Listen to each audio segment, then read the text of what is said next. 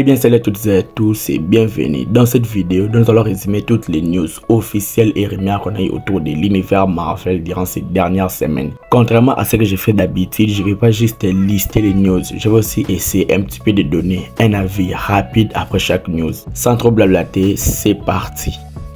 Déjà pour commencer, il faut savoir que les personnages d'Annihilus, qui est prévu pour être les méchants dans la série Nova, on a dit qu'il ne sera pas seulement les méchants dans la série Nova uniquement. Il va aussi apparaître dans d'autres projets. Pour moi, je le dis toujours, Annihilus est un personnage vraiment puissant qui mérite d'être un méchant d'une grande saga du MCU. Donc le faire apparaître que de la série Nova pourrait le gâcher. C'est mieux qu'il puisse apparaître dans plusieurs projets. On a dit que dans Avengers Endgame, la scène des portails a été modifiée lors des reprises, lors des reshoots du film. On a dit que le concept original de la scène montrait la caméra en train de tourner autour de Steve Rogers. Pour moi, je trouve que ça aurait pas été assez épique que les moments qu'on a eu dans le film Avengers Endgame dans la vraie version. On a aussi dit que le film Doctor Strange 3 et le film Shang-Chi 2 ne devraient pas tourner avant l'année 2026, ce qui je trouve que c'est totalement logique. Il faut du temps pour tourner tous ces projets. Actuellement, je trouve qu'ils sont un petit peu concentrés sur les deux films Avengers.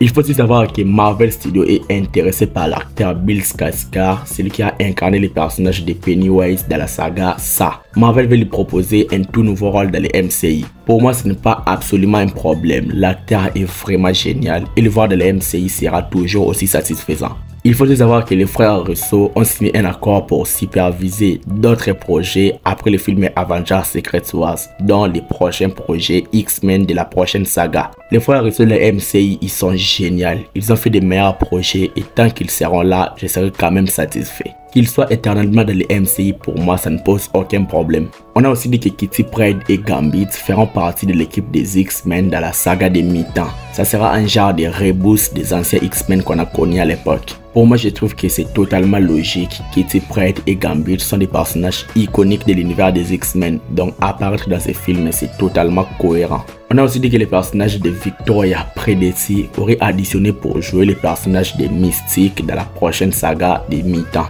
Et on a aussi dit qu'ils pourraient faire une petite apparition dans le film Avengers Secret Wars avant la saga des mi-temps. Pour ma part, j'ai personnellement kiffé l'actrice de la série The Haunting of Hill House, elle était exceptionnelle. On lui voit dans le MCU, même si dans les rôles de Tornade, je trouve que ça lui irait parfaitement.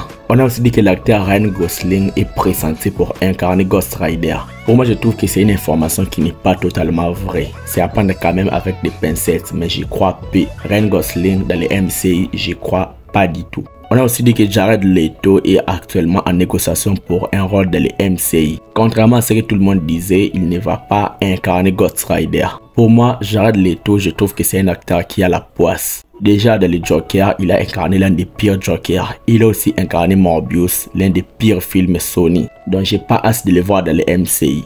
On a aussi dit que l'acteur Sterling K. Brown souhaite revenir dans le MCU après son rôle de N'Jobu dans le film Black Panther. Pour moi, s'il va revenir, je ne sais pas de quel moyen il va revenir, puisque le personnage est mort. S'il va revenir via des flashbacks, pourquoi pas? Il faut aussi savoir que le projet Armor Wars est actuellement en attente. Le projet est retravaillé après les critiques négatives de la série Secret Invasion. Et selon plusieurs rumeurs, il dit que le projet pourrait se dérouler après le film Avengers Secret Wars. Pour moi, je trouve que je commence un petit peu à me lasser de cette série sur les personnages de War Machine. Avant, j'étais un petit peu hypé, mais après la série Secret Invasion, je trouve que le projet n'a plus de sens. On a dit qu'il y a très peu de chances pour que le film Doctor Strange 3 puisse sortir entre les films Avengers Doomsday et Avengers Secret Wars, puisqu'actuellement, il n'y a pas encore de script du film. Le développement du film n'est même pas encore commencé, donc on avait prévu que les films sortent entre les deux films Avengers. Actuellement, c'est presque mission impossible. Et pour moi, je trouve que c'est vraiment débile. Les films devaient sortir entre ces deux films pour la cohérence de l'histoire. S'il les fait sortir après les deux films Avengers, ça sera comme le film Black Widow, qui devait sortir beaucoup plus tôt. Et je trouve que les films Doctor Strange 3 seront dans les mêmes cas. C'est désormais confirmé, il n'y aura pas de deuxième saison à la série WandaVision. Il y avait une idée de faire une deuxième saison, mais le showrunner Jack Seifer s'est opposé à cette idée. Il n'y aura pas de saison 2. Et pour moi, je trouve que c'est normal. La série est une mini-série, ça s'est très bien terminé et on n'a pas besoin d'avoir une suite. Et aussi c'est confirmé, il n'y aura pas de saison 2 à la série Agatha All Along et je trouve que c'est aussi normal. Pour les 2 prochains films Avengers, nous avons aussi quelques informations officielles. Déjà pour savoir, c'est officiel, le personnage du Doctor Strange ne sera pas dans le film Avengers Doomsday. Mais on a dit que le personnage aura un rôle majeur dans le film Avengers Secret Wars. Le fait que le personnage de Doctor Strange n'apparaisse pas dans Doomsday, c'était un petit peu logique vu la fin du film Doctor Strange in the Multiverse of Madness. Il devait apparaître dans le film Doctor Strange 3 avant Secret Wars. Mais avec les problèmes de planning, ça sera un petit peu incohérent. Et aussi, on a dit que Chris Hemsworth serait bel et bien dans le film Avengers Doomsday. Et je trouve que c'est totalement logique. Thor devrait être de retour. Et aussi, on a dit que les frères Russo ont complètement abandonné les scénarios du film Avengers Doomsday écrit par Waldron. Ils sont en train de tout réécrire et ils ont jusqu'à mars pour finir les scripts. Pour moi, je trouve qu'il n'y a pas de problème. On devrait avoir la vision de James Russo pour les 2 prochains films Avengers. Donc, s'ils vont tout réécrire, pas de souci. Et on a aussi dit que le duo Deadpool et Wolverine aura aussi un rôle un petit peu minime dans le film Avengers Doomsday. Et pour moi, je trouve que Marvel continue toujours de forcer avec ces duos. Et aussi, c'est leur plaisir Rimer, il est dit que le personnage de Ghost Rider pourrait apparaître dans le film Avengers Doomsday avec un rôle majeur. Chose que je ne crois pas du tout. Pour moi, le Ghost Rider pourrait apparaître dans un film Midnight Suns, pas dans un film Avengers. Et aussi pour Black Panther, il est dit que nous allons avoir un nouveau T'Challa. Ils vont recaster l'acteur finalement. Et pour cela, il est dit que 3 acteurs sont actuellement envisagés. D'abord, nous avons John David Washington, puis nous avons Kelvin Harris Jr. et nous avons Aaron Pierre. Et on a dit que le nouveau T'Challa devrait d'abord apparaître dans le film Avengers, puis dans le film Black Panther 3. Pour moi, je trouve que c'est un petit peu bizarre. Déjà, vous n'avez pas voulu recaster l'acteur dans le film Black Panther Wakanda Forever. Vous avez opté pour que Shuri soit la nouvelle Black Panther. Maintenant, vous recastez l'acteur. Je ne sais pas si c'est pour utiliser les multivers, mais pour moi, je trouve que tout ceci n'est pas logique. Pour le film Captain America Brave New York, déjà on a dit que le film aura une durée d'1h58, ce qui sera le film Captain America le plus court. Et aussi on a dit que le film aura un budget de 180 millions de dollars avec plusieurs reshoots que le film a eu. Et pour que le film soit au minimum rentable, le film doit faire une somme de 540 millions de dollars au box-office. Ce que je trouve que le film peut accomplir un petit peu difficilement, mais je trouve que le film sera un petit peu rentable. Et aussi, on a dit que le film a eu la classification PG-13 pour des scènes violentes, intenses, action et des langages grossiers. Ce que je trouve que c'est pas du tout logique. Le film ne sera pas ultra violent. Il n'y aura pas de la violence intense, n'y croyez pas du tout. Et aussi, on a dit que Giancarlo Esposito veut que son personnage de Sidewinders soit vraiment proche des comics.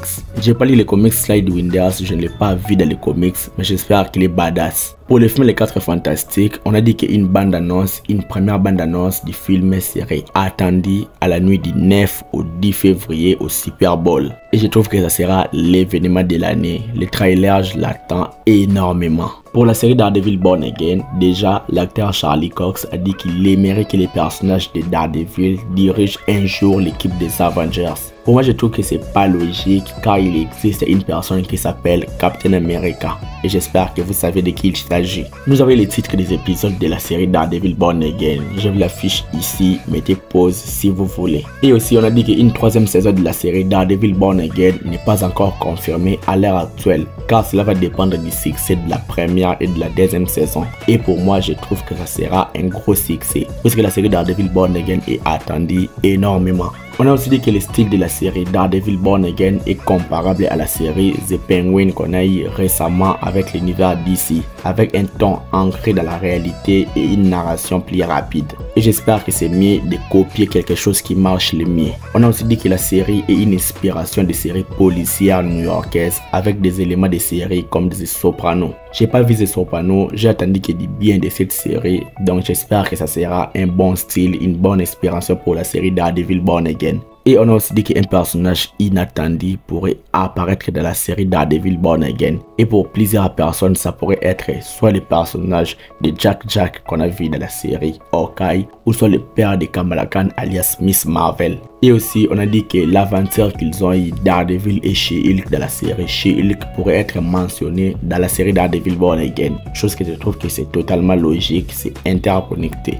Donc ils doivent faire des connexions. Pour les films Les Thunderbolts, même si on a eu déjà à quelques trailers, on a dit qu'il y a encore un nouveau trailer qui est attendu au Super Bowl en février, durant la nuit du 9 au 10. On a aussi dit que l'acteur Geraldine Wiswanathan a apprécié son tournage dans le film Les Thunderbolts malgré plusieurs moments de stress. Pour les Midnight Suns, il faut savoir que Michael Green, celui qui a été prévu pour être le scénariste du projet, on a dit qu'il ne sera plus impliqué dans le projet. Son idée n'a pas été appréciée par les dirigeants de Marvel. Et je vais dire tant mieux, cherchez quelqu'un qui fait du bon travail. Il y a plusieurs scénaristes qui existent, donc il y aura toujours un scénario qui sera écrit tôt ou tard pour ces projets. Et aussi, on a dit que l'idée principale est de faire du personnage de Mephisto, le méchant du projet Midnight Suns. Encore des rumeurs sur les personnages de Mephisto. Pour moi, tout ce qui touche à Mephisto, j'y crois pas. On a dit que dans le film Spider-Man 4, un nouveau personnage féminin sera introduit. Et selon plusieurs rumeurs, il se pourrait qu'il soit un nouveau love interest pour les personnages de Peter Parker.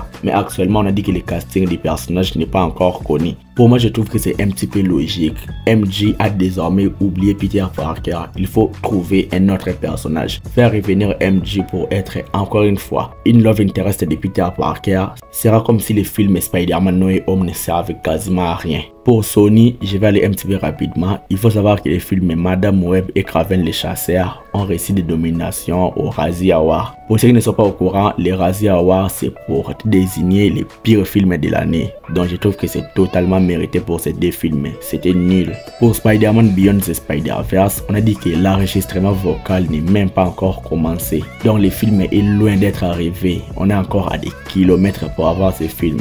Et pour moi, je ne crois pas que ce film sortira en 2026. Optons pour une sortie en 2027. Et aussi, il faut savoir que le tournage de la série Spider-Man Noir a repris. Le tournage avait subi une petite pause à cause du fait de Los Angeles à Californie. Mais après ces faits, on a dit que le tournage a repris. Et j'ai quand même hâte de voir cette série.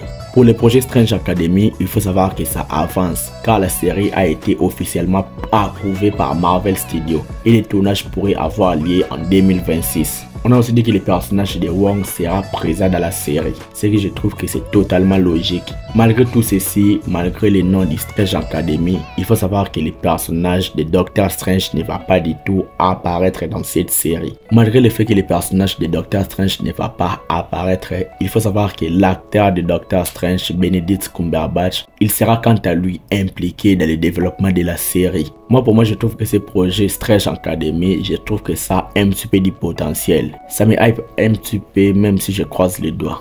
Pour la série Vision Quest, on a dit que Todd Stachwick est confirmé pour apparaître dans la série Vision Quest, mais son rôle n'est pas encore connu. On espère qu'il aura un rôle très important. Et aussi, on a dit que les personnages de Raza, ces personnages qu'on a oubliés, qu'on a vu dans les films Iron Man 1, il va revenir dans la série Vision Quest. Je ne sais pas si le personnage va évoluer, si c'est pour un nouveau rôle, mais j'ai hâte de voir ça quand même, car ça fait archi longtemps qu'on n'a pas vu ces personnages. Pour Marvel Animation, je vais finir avec la série Your Friendly Neighborhood Spider-Man. On a dit que la durée des épisodes de la série pourrait varier entre 27 et 30 minutes. Et ce qui est sûr est qu'on aura un épisode final de 30 minutes. La série va commencer sa diffusion en janvier et prendra seulement 2 mois car ça sortira par bloc. Il y aura des semaines où ça sortira 3 épisodes à la fois, des semaines où ça sortira 2 à la fois. Chose que je trouve que c'est un petit peu logique pour accélérer la série. Il faut aussi savoir que la saison 3 de la série est officiellement confirmée. Même si l'animation de la saison 2 est à moitié terminée, c'est désormais officiel, nous aurons une 3e saison. C'était tous les news Marvel qu'on a eu durant ces dernières semaines. Dites-moi donc ce que vous en pensez dans les commentaires. Like la vidéo s'il te plaît et abonne-toi à la chaîne pour être au rendez-vous de mes prochaines vidéos. Suis-moi sur mes réseaux sociaux, Thread, Twitter, Instagram et Snapchat. Les liens sont dans la description. C'était Jonathan Geek et je vous dis qu'on se retrouve trop vite pour une prochaine vidéo. Ciao.